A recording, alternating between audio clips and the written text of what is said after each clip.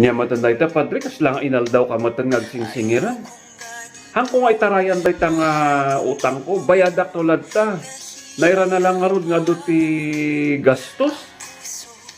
Kas lang nga itarayan ka rod nga utang nga bayadak to no kwa, bayadak to no siguro mga next week na lang. Promise, amok nga inkarik nga agbayadak ng next week. Ikanak pa ti next week ta bayadak day ta nga utang ko. Anda nga day ta ti kwa. Apay day ta lang aya iti hangko nga mabayadan.